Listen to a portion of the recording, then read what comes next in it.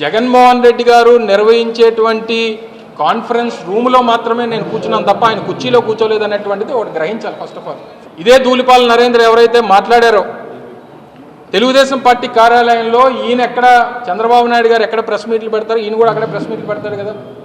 అన్నంత మాత్రాన చంద్రబాబు నాయుడు కుర్చీలో ఆయన కూర్చున్నట్ట.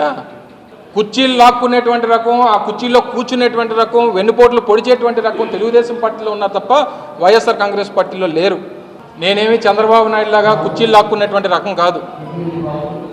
ఎన్టీ రామారావు గారు ముఖ్యమంత్రి కుర్చీ లాక్కున్నటువంటి చంద్రబాబు నాయుడు రకం కాదు. నేను మొట్టమొదటిసారిగా గ్రహించాల్సినటువంటిది ఏంటంటే ఆ అలవాటు ఆ పార్టీకి సంబంధించి నా మీద ఎవరైతే విమర్శలు చేస్తూ ఉన్నారో విమర్శలు చేస్తున్నటువంటి పార్టీ అధినాయకుడికి ఉన్నటువంటి లక్షణం అది తప్ప మా లక్షణం కాదు అనేటువంటి విషయాన్ని వారు గమనించాలి.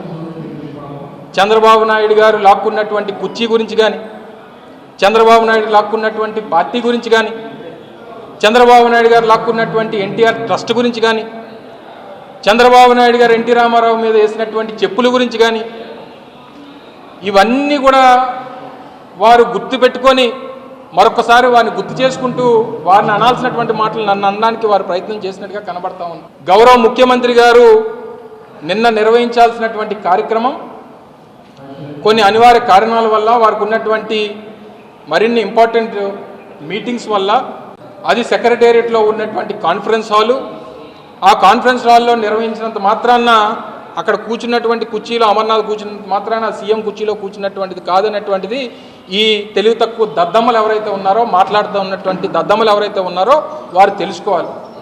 వారికి అమర్నాథ్ ఏ కుర్చీలో కూర్చున్నాడు అనేటువంటి దానికన్నా వారు ప్రతిపక్ష పార్టీగా ఇంకా ఏదైనా సమస్యలు ఉంటే ఆ సమస్యల మీద మాట్లాడితే బాగుంటుంది అనేటువంటిది నా అభిప్రాయం.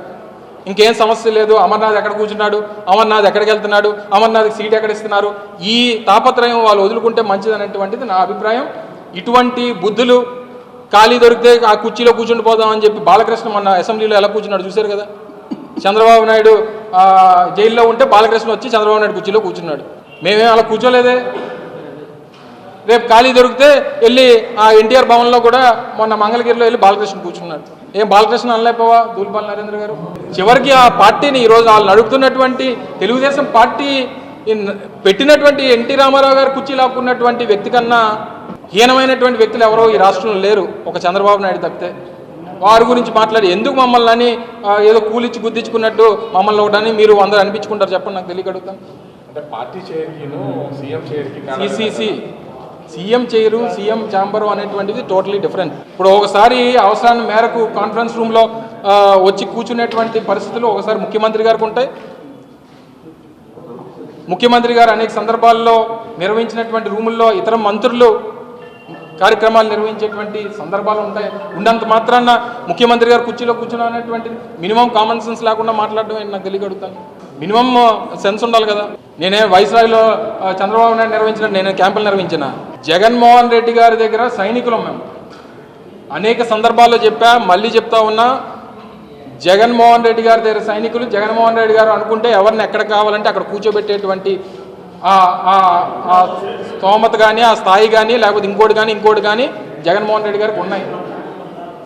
ఈరోజు అందుకనే అమర్నాథ్ తీసుకొని వెళ్ళి అత్యంత కీలకమైనటువంటి పరిశ్రమలు ఐటీ శాఖనిచ్చి ఈరోజు నాకు ఆ హోదానిచ్చాడు జగన్మోహన్ రెడ్డి గారు.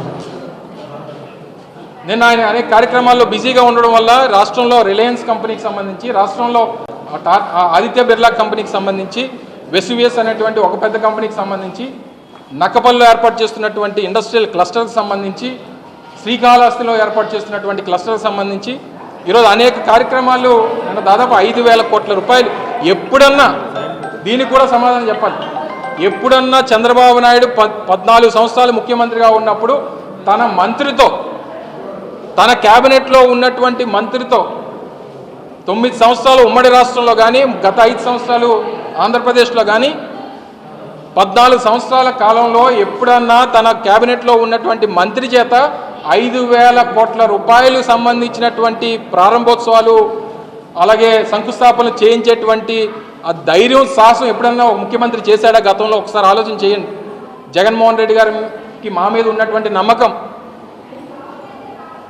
ఆయనకి మా మీద ఉన్నటువంటి ప్రేమాభిమానాలు కానీ, నమ్మకం కానీ, మా మంత్రి కార్యక్రమం చేసేటువంటి స్థాయి ఉందని చెప్పి అనుకున్నాడు కాబట్టే మాతో ఆ కార్యక్రమం చేయించాడు.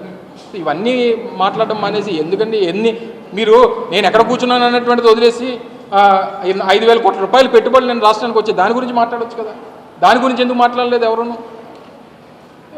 టైం వేస్ట్, వాళ్ళకి పని లేదు, మనకి లేదని అనుకుంటారు వాళ్ళ అమాయకత్వం అంతే.